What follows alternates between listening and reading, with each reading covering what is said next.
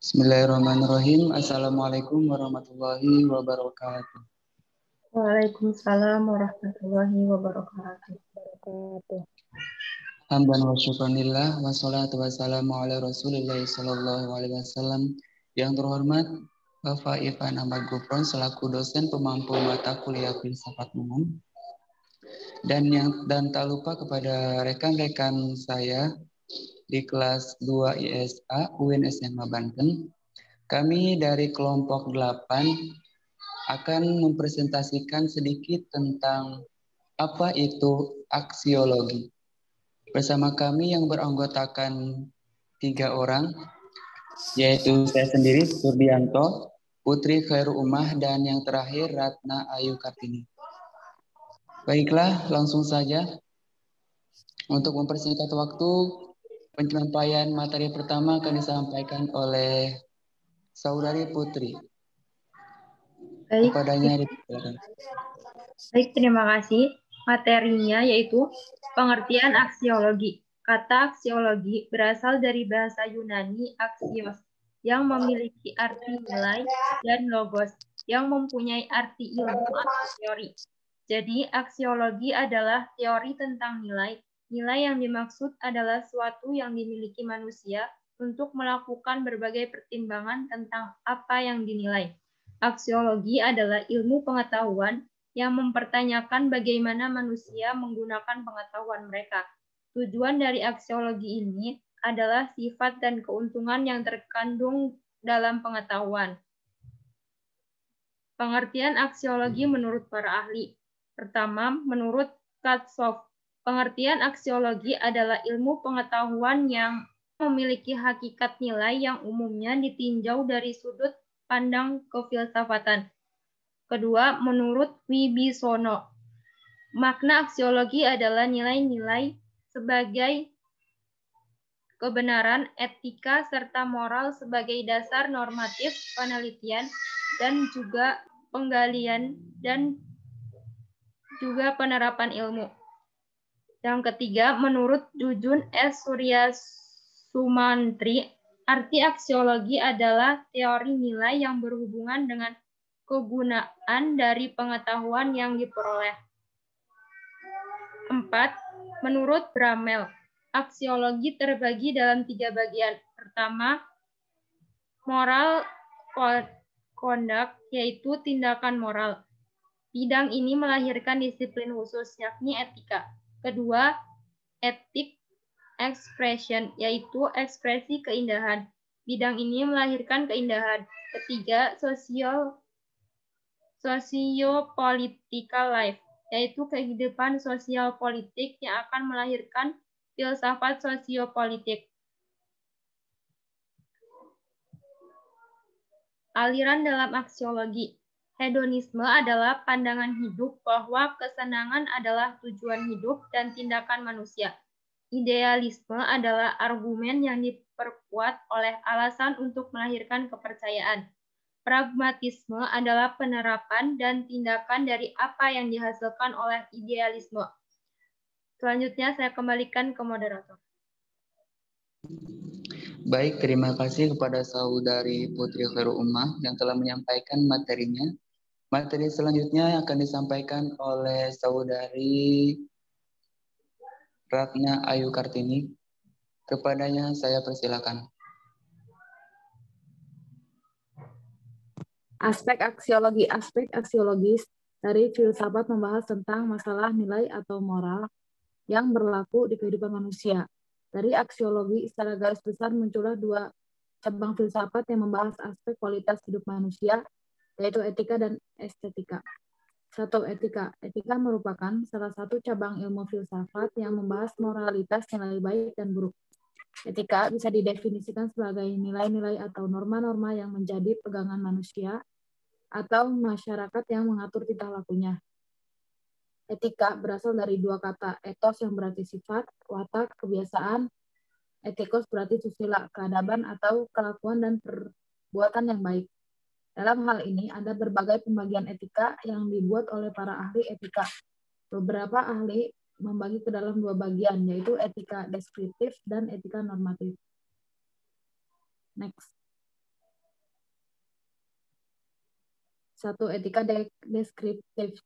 Etika deskriptif adalah cara melukiskan tingkah laku moral dalam arti luas seperti adat kebiasaan, anggapan tentang baik atau buruk, tindakan yang diperbolehkan atau tidak. Etika deskriptif mempelajari moralitas yang terdapat pada individu, kebudayaan atau subkultur tertentu. Oleh karena itu, etika deskriptif ini tidak memberikan penilaian apapun. Ia hanya memaparkan. Etika deskriptif lebih bersifat netral, misalnya penggambaran tentang adat mengayau kepala pada suku primitif. 2. Etika normatif. Etika normatif mendasarkan pendiriannya atas norma. Ia dapat mempersoalkan norma yang diterima seseorang atau masyarakat secara lebih kritis.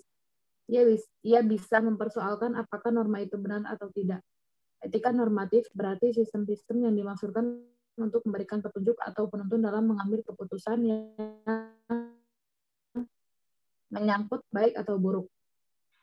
Etika normatif kerap kali juga disebut filsafat moral atau juga disebut etika filsafati. Etika normatif dapat dibagi ke dalam dua teori, yaitu teori nilai dan teori keharusan. Teori nilai mempersoalkan sifat kebaikan, sedangkan teori keharusan membahas tingkah laku. Next.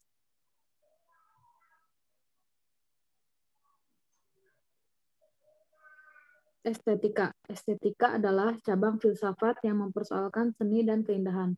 Istilah estetika berasal dari kata Yunani yang mempunyai arti aesthesis, yang berarti pencerapan indrawi, pemahaman intelektual, atau bisa juga berarti pengamatan spiritual. Istilah art berasal dari kata Latin ars, yang berarti seni, keterampilan, ilmu, atau kecakapan. Estetika adalah cabang filsafat yang memberikan perhatian pada sifat keindahan, seni, rasa, atau selera, kreasi, dan apresiasi tentang keindahan. Secara ilmiahnya, ia didefinisikan sebagai studi tentang nilai-nilai yang dihasilkan dari emosi sensorik yang kadang dinamakan nilai sentimentalitas atau cita rasa atau selera. Secara luasnya, estetika didefinisikan sebagai refleksi kritis tentang seni, budaya, dan alam. Estetika dikaitkan dengan aksiologi sebagai cabang filsafat dan juga diasosiasikan dengan filsafat seni. Estetika dapat dibagi ke dalam dua bagian, yaitu estetika deskriptif dan estetika normatif. Estetika deskriptif menguraikan dan melukiskan fenomena-fenomena pengalaman keindahan. Estetika normatif mempersoalkan dan menyelidiki hakikat, dasar, dan ukuran pengalaman keindahan. Baik, saya kembalikan ke moderator. Baik, terima kasih kepada Saudari Ratna Yukartini yang sudah memaparkan materinya. Materi selanjutnya yang akan dibacakan oleh saya sendiri. Baik, materi selanjutnya yaitu fungsi aksiologi. Seperti yang telah dikemukakan di atas bahwa aksiologi merupakan bidang filsafat yang mengkaji masalah nilai terutama dalam etika dan estetika. Filsafat ini memberitahu kita tentang yang baik dan yang jahat. Aksiologi adalah ilmu tentang nilai. Penjelasan ini membahas nilai dari sudut pandang filosofis. Aksiologi terutama menentukan baik dan buruk bagi individu dan bangsa. Itu menetapkan standar baik dan buruk. Semua kehidupan sosial kita sebagian besar bertumpu pada cabang filsafat ini.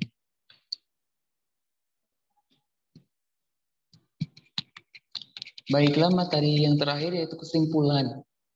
Aksiologi berasal dari bahasa Yunani yaitu axios yang memiliki arti nilai dan kata logos yang berarti ilmu atau teori. Jadi aksiologi adalah ilmu yang mempelajari tentang teori tentang nilai. Dalam mendefinisikan aksiologi, banyak para filsuf mendefinisikannya dengan berbagai macam ragam definisi, salah satunya itu menurut Bramel. Aksiologi terbagi dalam 3 bagian. Pertama, moral conduct, yaitu tindakan moral. Bidang ini melahirkan disiplin khusus yakni etika. Kedua, aesthetic expression, yaitu ekspresi keindahan. Bidang ini melahirkan keindahan. Ketiga, socio-political life, yaitu kehidupan sosial politik yang akan melahirkan filsafat sosiopolitik. Berbicara tentang nilai berarti berbicara tentang baik dan buruk, bukan salah dan benar. Apa yang baik bagi satu pihak belum tentu baik pula bagi pihak yang lain. Begitupun sebaliknya. Baiklah, itu saja materi yang bisa kelompok kami sampaikan mengenai apa itu aksiologi. Kurang dan lebihnya kami mohon maaf. Terima kasih atas perhatiannya. Kami tutup dengan mengucapkan ayatul hamdalah. Alhamdulillahirabbil alamin. Amin. Billahi taufiq wal hidayah. Wassalamualaikum warahmatullahi wabarakatuh. Waalaikumsalam. Waalaikumsalam warahmatullahi wabarakatuh.